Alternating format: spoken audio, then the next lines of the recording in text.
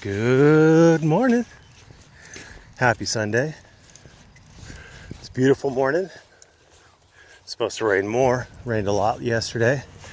But for right now, I'll take it. It's a beautiful morning. I started watching a video, Beta Steve and Earl, talking about the police department raid that ended up killing those two people. I admit I didn't watch much of it. I watched about 2 minutes of it until the point where Beta Steve said that we don't have any evidence, and I knew right then and there that it wasn't going to be at all useful. Yes, he's throwing papers. Get over it. You're not going to fetch them. So I watched a few more minutes, and it was just Earl pretending that he has contacts all over police departments that feed him information, which beggars belief. If you think he has contacts all over police departments that feed him information, you are sadly mistaken. He is a contact who feeds people in police departments information. He is a known and verified snitch. This tree needs to be trimmed. Where are you going? Where are we going? We're all just dip, dodge, duck, dive, dodge, dip, dive, duck, dodge. So I clicked off of that one because obviously there was nothing in it that was going to be at all revelatory. Revelation? I don't know. Words are hard.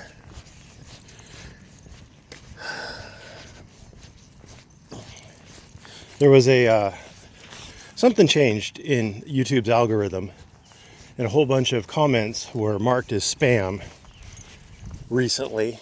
I went into my suspected spam folder for my channel, and there were 105 comments from as far back as 11 months ago.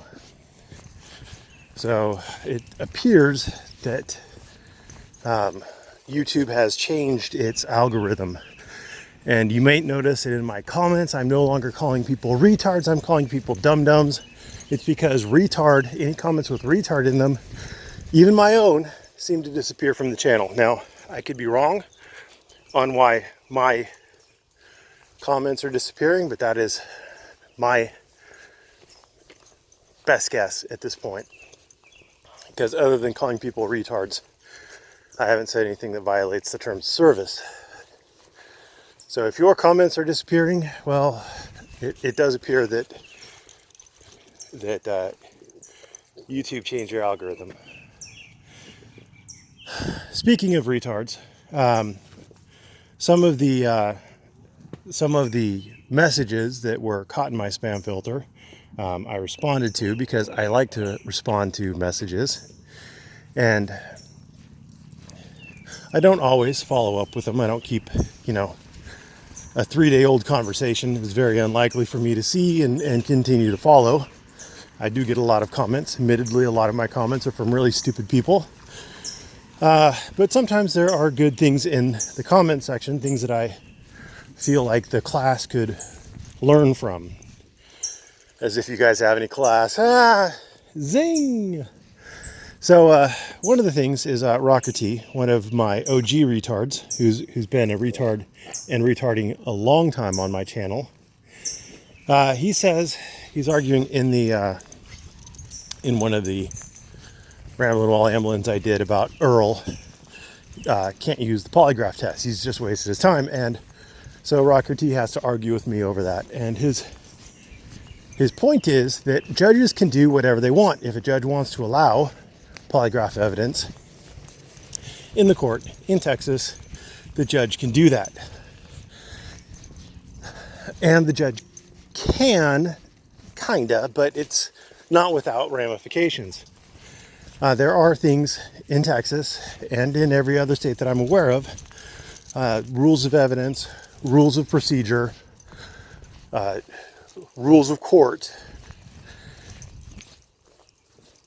there are probably other rules too. And then there's statutory things in Texas. Case law. In Texas, you can't bring in polygraphs because of case law. And that's stare decisis. It is already decided by higher courts. It is the highest court in Texas. The Court of Criminal Appeals is the highest court for criminal cases in Texas. They have decided that judges cannot allow polygraph evidence in. They can't. So if a judge does, that's an appealable error.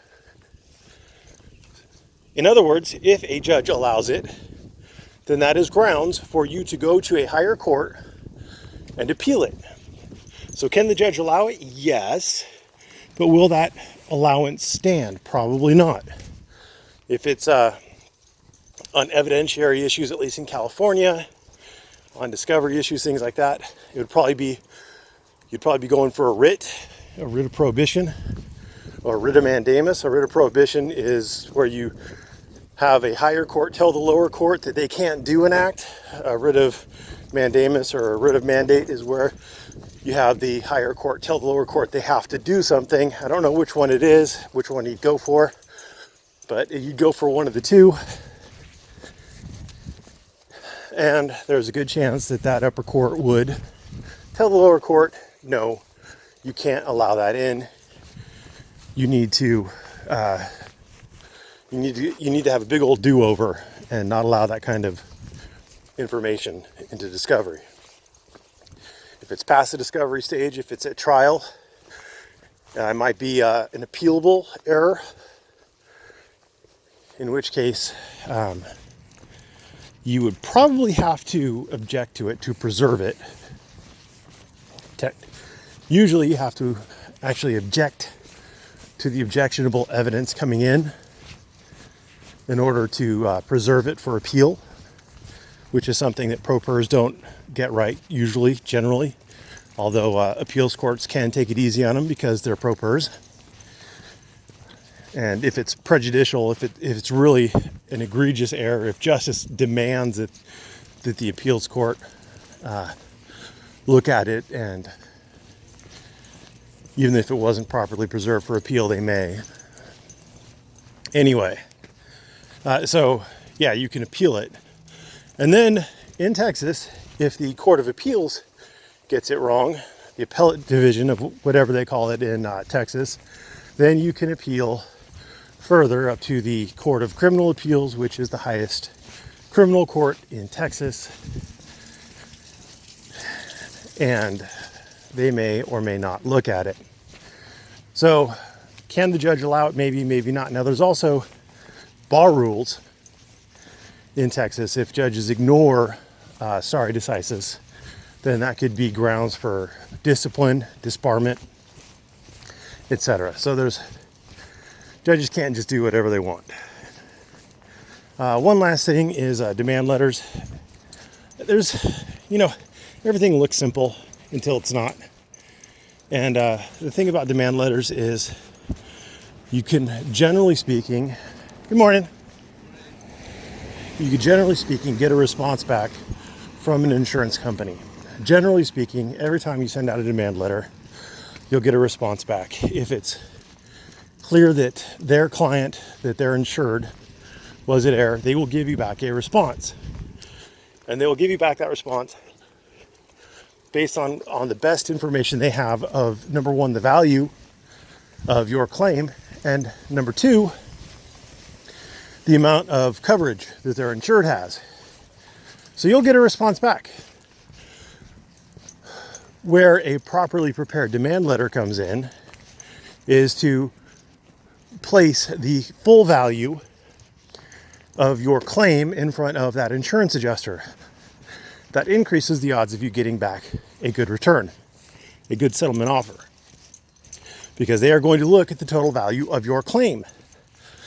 And if you've gone to a couple specialists, a psychologist, a orthopedic surgeon, you've had MRIs done, you have documentation of how much your medical coverage, your medical care is going to cost into the future,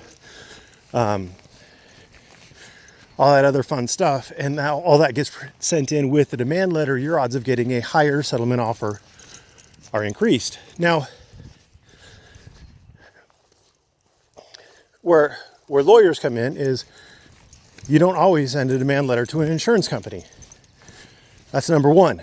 Number two, having a lawyer's name on the letter in the header, law offices of whoever, increases the odds that they'll take the demand letter serious. They know that they're about to get sued. There's teeth behind it. Because lawyers sue people. Pro-pers make demands, lawyers sue people.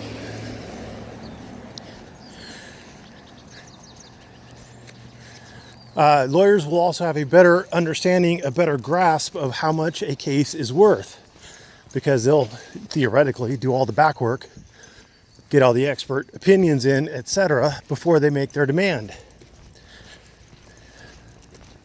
It's a time-consuming process. It delays recovery, but lawyers know that, you know, the various medical providers are just going to put liens on things, and it's not a big deal. Whereas pro-pers don't always know that they have all the time in the world to get this shit done. As long as they've put in their, well, as long as they follow statutory guidelines, you know, maybe put in a notice of intent to toll it or something. Statute of limitations can bite you in the ass, but you have a lot of time. And it's better to take your time and do it right than to rush into it. That's the benefit of experience.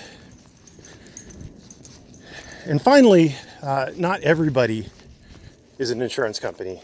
I've found in, you know, being a first-year family law attorney sending out demand letters, I found that small to medium-sized businesses and medium-sized, generally speaking, insurance companies tend to respond better to demand letters than large insurance companies, large healthcare providers, really big businesses with huge budgets where, you know, spending $300,000 on litigation to defend a malpractice claim or a PI claim or whatever claim isn't a big deal.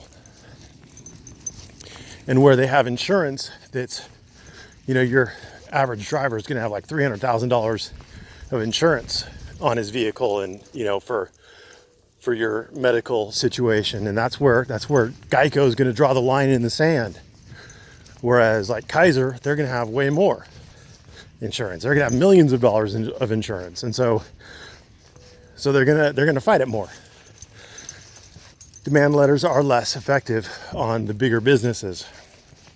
But if you don't show that you're prepared to take it to the next step, be that court or arbitration or whatever is required under the contract or whatever, then your odds of getting a positive response to your demand letter are much lower.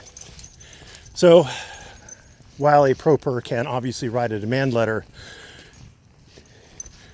I mean, it's the problem is a lot of people just don't understand the nuance. Like I read these medical reports, and, you know, it's like, you know, made an incision, blah, blah, this. And I'm like, oh, that's easy to do. But the thing is, you have to have the skill to do it. You have to have the knowledge to know which procedure to do, when to do it, how to do it, why to do it. And then you have to have the actual skill to do the procedure, etc. It looks easy on paper.